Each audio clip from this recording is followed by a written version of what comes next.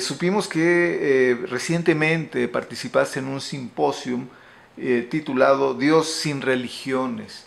Primero que nada, ¿nos puedes contar así a grosso modo cuál era el objetivo de este simposio? Bueno, es un programa que elaboraron desde, me parece que desde el enero de este año, la Ibero que es una universidad jesuita, y trataba de hablar de diferentes puntos de vista de la crisis que tiene las religiones en el mundo globalizado. De hecho, el simposio, que duró 4 días, se llamaba Dios sin religiones, crisis de las religiones en el mundo globalizado. Y bueno, hubo varias ponencias. En el primer día hablaron básicamente de temas teológicos, y en el segundo día se habló de temas antropológicos, y es donde me tocó compartir la mesa con otra persona más. Lo primero que a mí me surge es, ¿cuál es la importancia de este tipo de simposium, de este tipo de temas, sobre todo en nuestra edad posmoderna, o como se le quiera llamar, en este siglo XXI ya, ¿no? Sí. Bueno, el tema principal, y es como yo lo enmarqué, es que se trata principalmente, las crisis se tratan principalmente de cómo estamos ubicados en el siglo XIX, cuando empezó la modernidad. Bueno, hubo una crisis porque las religiones dejaron de ser las más importantes para dar paso a la razón, para dar paso a la ciencia, a una forma de que el hombre tenía la capacidad de raciocinio, y además a la capacidad de que el hombre era un individuo separado de la sociedad en general y separado de las instituciones, con una capacidad creativa. Esa es la modernidad. En el mundo actual, cuando la modernidad ya Nos pasó invadió. durante tantos años y todo el siglo XX, y también en esa modernidad se incluyeron las más grandes desgracias que ha tenido la humanidad, como la Segunda Guerra Mundial, pues de repente se pierden muchos valores, se pierde fe en esta modernidad, y surge un nuevo movimiento que incluso ni siquiera tiene un nombre, y le llaman posmodernidad, porque bueno, como no tiene un nombre, entonces incluye los dos, ¿no? Así que en la posmodernidad se vuelve a evaluar si el raciocinio tan claro del hombre es lo que debe prevalecer en la actualidad.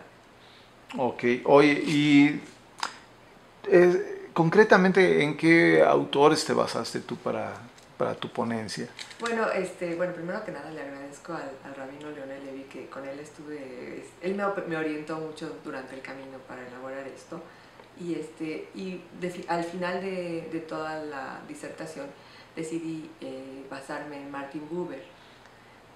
Martin Buber, que también aportó muchísimo al cristianismo, aportó mucho a la humanidad, al pensamiento humanista.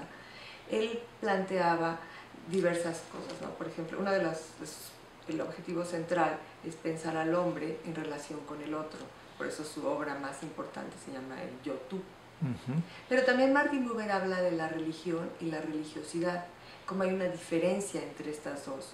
La religión es la de las instituciones, la religión es la de las normas, de las prohibiciones, de las obligaciones, de todo este marco donde la religión tiene una cierta dirección sobre el hombre y un cierto poder. En cambio, la religiosidad de la que habla Buber es este misticismo que viene adentro de nosotros, donde nosotros nos encontramos con Dios y con este ser sobre nosotros, y que nosotros establecemos esta relación yo-tú con un ser superior. Básicamente Es como una cuestión más espiritual y menos institucional, menos de reglas por seguir. Así es. ¿Llamó la atención este simposio? Sí, estuvo muy interesante. Bueno, en la audiencia había como 300 personas, y yo compartí la mesa con un padre jesuita de la Ibero que se llama Pedro de Velasco, y bueno, hubo un buen diálogo. Y interesantemente él presentó primero, y él también habló de la modernidad y los problemas que la modernidad le creó al ser humano. Y él no plantea a la posmodernidad con nombre y apellido, sin embargo sí se refiere a esta decadencia de la modernidad y de la creación de nuevos estatus en el ser humano. Quisiera que me aclararas un punto. ¿Tú dices la decadencia de la modernidad o la decadencia de la sociedad o de las personas? ¿Cómo, Sí. cómo catalogas? Bueno, sería hablar de dos cosas. Por un lado es la decadencia de la modernidad como movimiento o como forma, marco? o como forma de organización social, como forma de pensamiento, como un movimiento en general. Y la otra es la sociedad que se mueve dentro de ellos, ¿no? Dentro de este movimiento, dentro de esta forma de pensar. Nadie pondría en duda, por ejemplo, a la ciencia. Cualquier cosa que tú puedas verificar, comprobar, repetir, etcétera, que tenga un método científico, no lo cuestionas y lo pones por encima de lo que te diga una religión. Sin embargo, la religión tiene esta parte mística que tampoco cuestionas. Los que tienen esta sensación de misticidad y religiosidad dentro de ellos también lo sienten. Y son dos cosas que conviven, ¿no? En el mundo moderno convive la religiosidad junto con el pensamiento moderno, el pensamiento racional. Durante siglos se sabe que los mayores crímenes se hicieron en nombre de la religión. ¿Crees que ahora, las ideas, o de las ideas o de la ciencia, podríamos caer en esa? La ciencia no, yo no pensaría en eso, más bien la ciencia ayudó a crear problemas de diferencia de pensamiento, como en bueno, la Guerra Fría, por ejemplo, ¿no? Es una diferencia de pensamiento donde el capitalismo está tratando de superar al socialismo, comunismo, no sé, como diferentes personas quisieran tomarlo, y es un enfrentamiento que duró por muchísimos años, bueno, desde que el comunismo surgió en la Unión Soviética.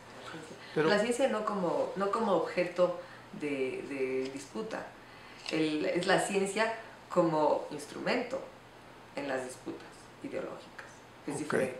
Okay. ¿No? Entonces, como hay una disputa ideológica o una disputa por diferentes cosas, ¿no?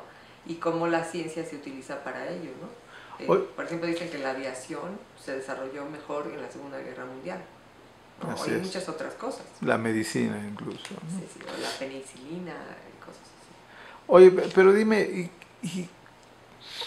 ¿cómo se ve desde la academia? Sabemos que tú eres maestra en la Universidad Iberoamericana.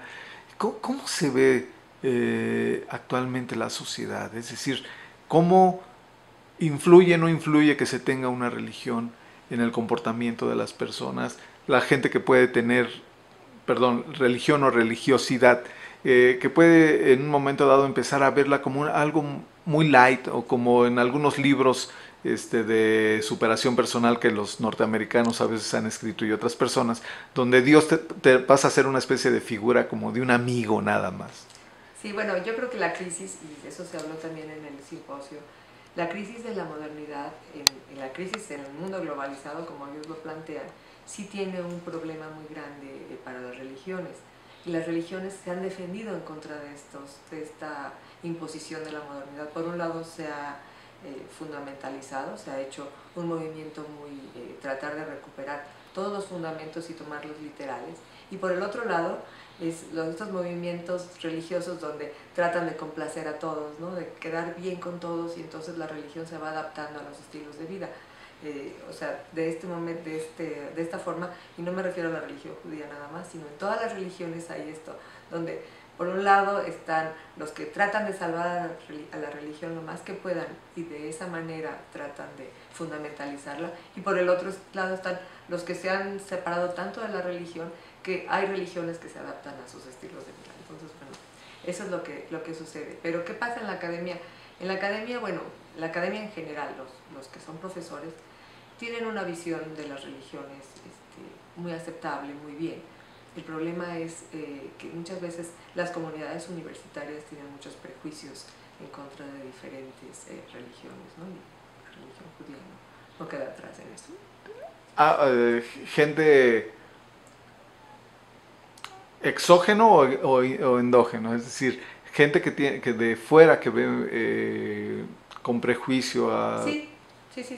E incluso también, hablando de la posmodernidad, Es como en la posmodernidad se cuestiona absolutamente todo. Me ha tocado estar en situaciones donde un alumno puede decir, bueno, el holocausto fue una creación de los medios de comunicación, porque es muy fácil cuestionar. Y en este momento en que todo se cuestiona, cuestionas todo lo que te dicen los medios, cuestionas lo que te dicen tus profesores, cuestionas lo que está escrito en los libros, porque es muy fácil, cuestionas lo que sale en los periódicos de inmediato, la historia inmediata la cuestionamos también, pues es muy fácil decir que cosas tan atroces como el holocausto no existió, ¿no? Entonces, el problema no es cuestionar, es fundamentar.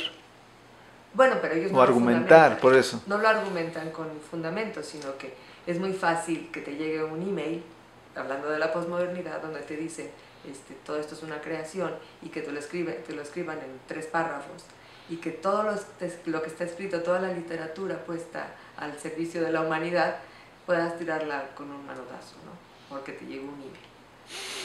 Entonces, esto es donde está una crisis muy fuerte. Así es. Raquel, por último, me encantaría si podrías darnos tú una visión, un pequeño esbozo de cómo tú encuentras la religiosidad judía en estos momentos. ¿En México o En el México. mundo? Empecemos por México. Bueno, yo creo que ya planteado desde este punto de vista que estamos diciendo cómo estamos tan separados unos de otros, pues sí, en México hemos visto que hay movimientos muy religiosos, ultraortodoxos, porque el movimiento hasídico, que es del siglo XVII, XVIII, y que trata de esta democratización de la religión, hoy ha sido tomado el movimiento hasídico por movimientos muy ortodoxos, que realmente tratan de tomar los fundamentos y con esos fundamentos que se vuelven casi científicos, abarcan a más gente, ¿no? Tratan de agrupar a más gente. Y por el otro lado están los movimientos nuevos, bueno, yo no sé los nombres, pero creo que se llaman Renewal. Reconstruccionistas, egalitarias, sí, etc. sí, sí. Que bueno, hay partes de la institucionalidad que prefieren saltársela en aras de tratar de jalar a más gente a su movimiento. Y entonces, bueno, ¿qué tanto se desvirtuaría la religión? Pues no lo sabemos. Ahora, todos los que están en medio, que son muchos, son los que más o menos mantienen esta religión y religiosidad a flote. Y eso es lo que me parece, que va desde los ortodoxos modernos hasta el movimiento reformista. Yo creo que es un abanico bastante amplio. Y entonces, ¿cuál sería la función de la religión en el hombre? De la religión como institución. De la religión y de la religiosidad. La religión como institución sería tener poder y tratar de someter a una cierta cantidad de gente o bajo las ideas a estas ideas sobre Dios. La religiosidad es lo que surge de uno mismo y como al relacionarnos con el otro también vamos creando esta religiosidad. Esta sería una visión de Buber. Claro, pero digamos que la función es ser un ser en armonía con otras personas. Eso nos podría llevar a una buena religiosidad, con una buena religión. La religiosidad de Buber sería precisamente el que yo me relacione bien con el otro, que yo al otro lo vea como un espejo de mí, que yo lo considere que él tiene muchos de mis atributos y que yo me relacione correctamente con él. Ahora, hay diferentes formas, por eso hay una religiosidad que se da con este otro es Dios. Y tuyo. Tú, es que el otro es tú. Okay. No, yo creo que no, tener que cambiar. Ajá. Tú sería, porque Buber dice que el tú a veces cambia. Entonces, muchas veces tú con el que nos relacionamos puede cambiar o puede no tener este valor de tú para después volverlo a retomar o que otro lo retome. Pero él dice, hay un tú que es permanente, que no cambia, que es el yo-tú que se da con Dios. Entonces, bueno, este es donde se da la verdadera religiosidad. Perfecto. Raquel Sáez, muchísimas gracias por tu tiempo y por tus conceptos. Gracias.